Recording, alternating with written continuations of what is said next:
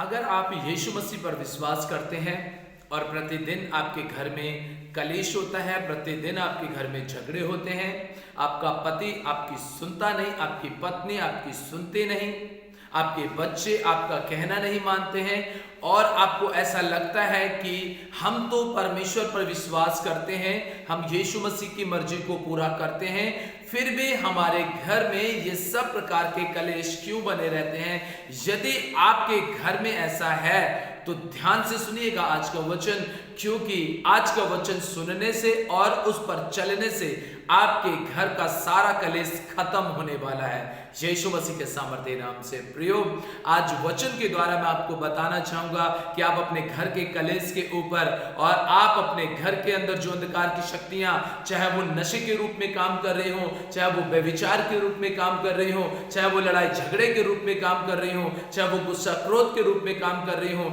चाहे वो आज्ञा उल्लंघन के रूप में काम कर रही हो, चाहे वो आपके घर के माहौल को बिगाड़ने में काम कर रही हो, आज आप उन सभी अंधकार की शक्तियों से आज के वचन के द्वारा आज आप छुटकारा पाने जा रहे हैं यीशु मसीह के सामर्थ्य नाम से। प्रियो, इससे पहले कि आज के वचन में हम जाएं, मैं आप सबों का हमारे जयवंत मिनिस्ट्री बाजपुर के यूट्यूब चैनल पर हार्दिक स्वागत करता हूं। सभी को जय मसीह की और मैं परमेश्वर का धन्यवाद करता हूं कि आज फिर से प्रभु ने एक अच्छा मौका दिया कि मैं आपके बीच में परमेश्वर के वचन को शेयर कर सकूं। प्रियो, ये घर घर की कहानी बन चुकी है और परिवार परिवार की कहानी बन चुकी है कि एक व्यक्ति जो प्रभु यीशु मसीह पर विश्वास करता है, आखिर वो क्यों अंधकार की शक्तियों से जकड़ा हुआ रहता है, वो क्यों आखिर शैतान से ग्रसित रहता है, परेशान रहता है, क्यों एक मसीह परिवार में शैतान का काम चलता है। याद रखिएगा, अगर आप यीशु मसीह पर विश्वास करते हैं तो अंधकार की शक्तियां आपके घर, आपके परिवार, आपके पति पत्नी, आपके बच्चे, आपके मां बाप का हिस्सा दुष्ट आत्माएं नहीं हैं। यीशु मसीह, पवित्र आत्मा परमेश्वर और यहोवा पिता और परमेश्वर के पवित्र स्वर्गदूत जो स्वर्ग में रहते हैं और आपके साथ में रहते हैं, ये आपका हिस्सा है।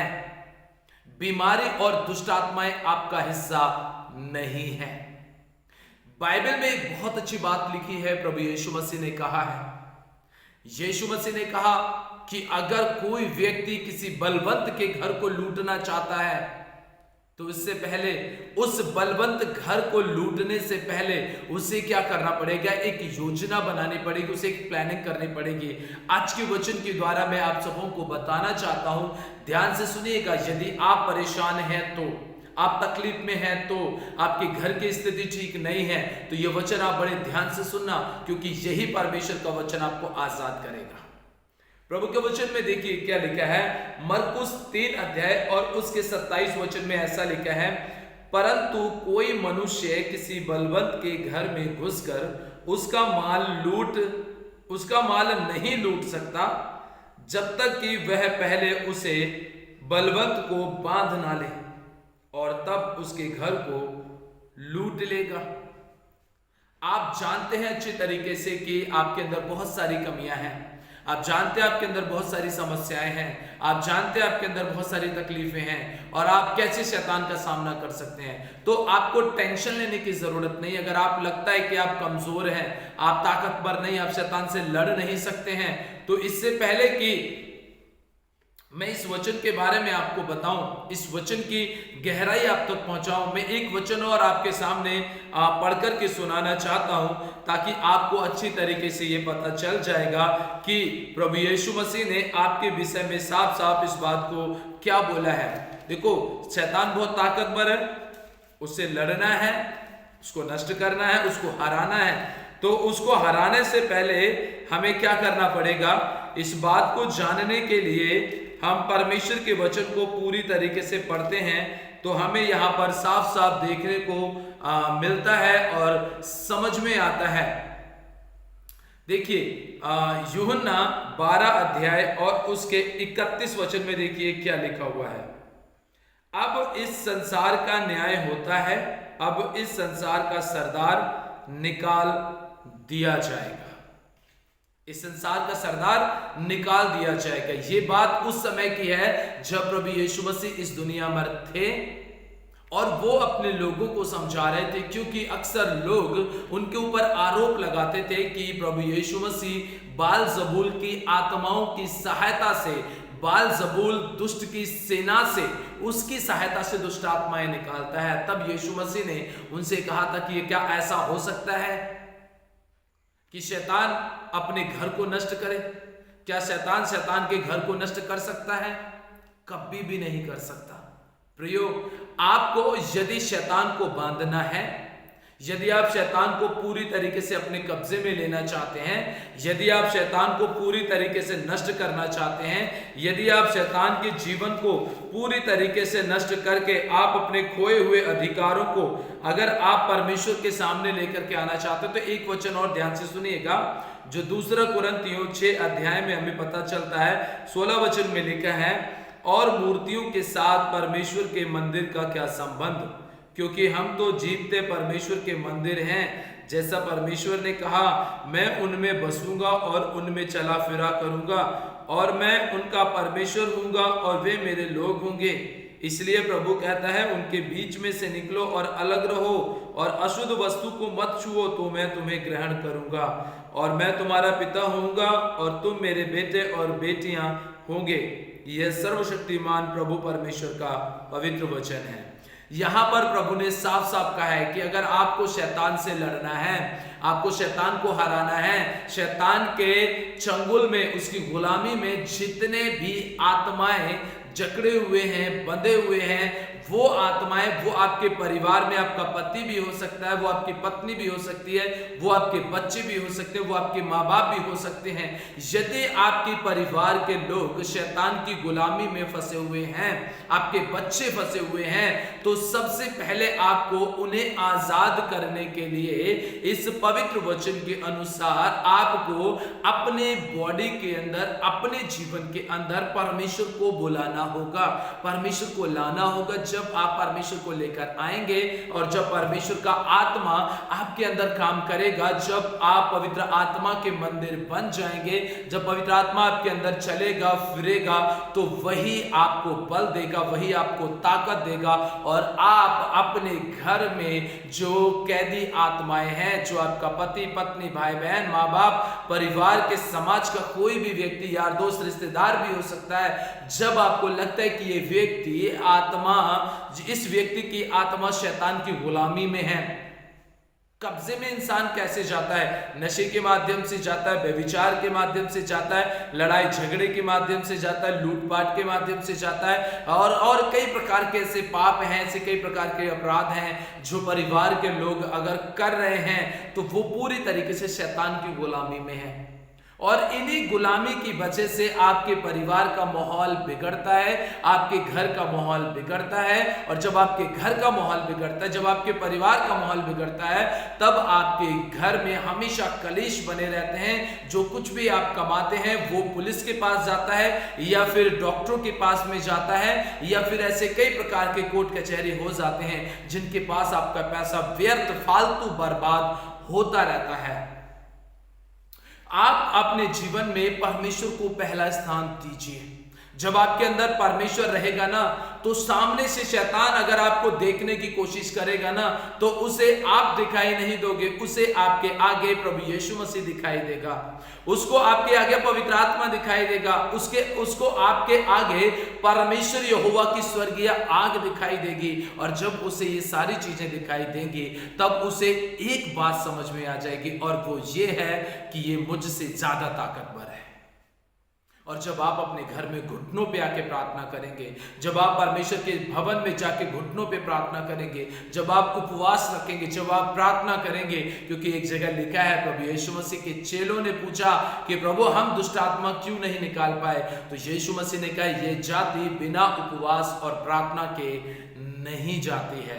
तो इसलिए जब आप अपने परिवार के लिए उपवास रखेंगे, जब आप प्रार्थना में मजबूत होंगे, जब आप वचन में मजबूत होंगे, तो यही पवित्र वचन जिसमें प्रभु ने ये साफ साफ कहा कि मैं तुम में चलूंगा फिरूंगा, मैं तुम्हारे अंदर बसूंगा, और मैं तुम्हें अपना बेटा और तुम्हें अपनी बेटी करके बनाऊंगा। और जब परमेश्वर मुझे और आपको अपना बेटा और अपनी बेटी करके बनाना चाहता है, तो फिर प्रियो सोचिए कि जब परमेश्वर ने हमें अपना बेटा और बेटी बना लिया है, तो फिर शैतान की क्या औकात है कि वो आपके परिवार में आपके लोगों को गुलाम बना सके, उनको नष्ट कर सके। आप कमा रहे हैं, शैतान नहीं कमा रहा है। आप पैसा कमाते हैं और उस कमाई को देने के लिए, उस कमाई को कमाने के लिए ताकत, बॉडी, आत्मा परमेश्वर ने दिया है। तो आपके कमाई के ऊपर, आपके पैसे के ऊपर, आपकी बॉडी के ऊपर, आपके प्राण, आपकी आत्मा के ऊपर, आपके परिवार के ऊपर आपके प्रभु यीशु मसीह का अधिकार है, शैतान का नहीं है।